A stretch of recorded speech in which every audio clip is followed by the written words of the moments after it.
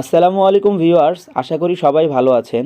আজকে আমি আপনাদেরকে গার্মেন্টস ট্রেডে ব্যবহৃত একটি জনপ্রিয় মেশিন ওভারলক মেশিন, এই 4 থ্রেড ওভারলক মেশিন সম্পর্কে আলোচনা করব। আজকে আমি মূলত পেগাসাস ব্র্যান্ডের একটি M900 সিরিজের মেশিন নিয়ে আপনাদের সামনে হাজির হলাম। এই 4 থ্রেড ওভারলক মেশিনটি একটি আপডেট সিরিজের মেশিন বলা যায়, কারণ এই মেশিনটিতে ফুললি ইয়ার ডিভাইস দ্বারা নিয়ন্ত্রিত এবং এই মেশিনটি অটো সুতা কাটে এবং অটো ফিট আপ হয় এবং আরও কিছু নতুন জিনিস এই মেশিনে সংযুক্ত করা হয়েছে।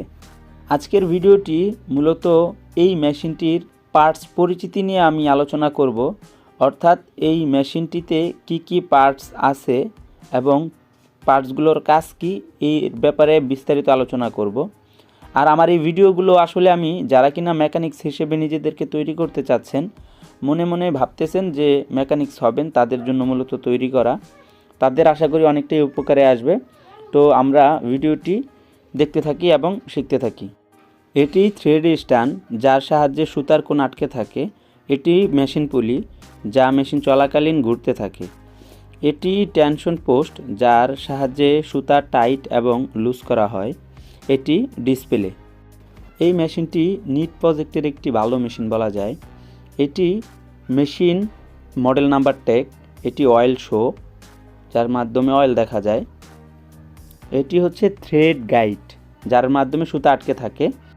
এটি আপার লুপার এবং এই আপার লুপার যে বারের ভিতরে আটকে থাকে সেটি আপার লুপার বার, এবং এটি লয়াল লুপার এবং এই লয়াল লুপার যার ভিতরে আটকে থাকে লয়াল লুপার হোল্ডার। এই মডেলের মেশিনগুলো ভালো সার্ভিস দিয়ে থাকে। এটি হচ্ছে নিডেল, এটি হচ্ছে নিডেল ক্লাম, এটি হচ্ছে নিডেল ক্লাম বার, এটি হচ্ছে আপার নাইফ ফোল্ডার। এটি স্টিচ কাউন্টার সুইচ, যা চাপ দিয়ে স্টিচ পাতলা এবং ঘন করা হয়। এই মডেলের মেশিনটি নিট প্রজেক্টের জন্য একটি ভালো মেশিন বলা যায়।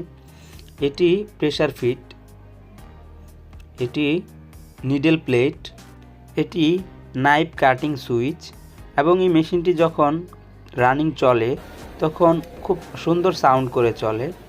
একজন ভালো মেকানিক একটি মেশিন চলাকালীন যে সাউন্ড হয় এই সাউন্ড দেখেই বুঝতে পারে মেশিনে কী ধরনের সমস্যা আছে।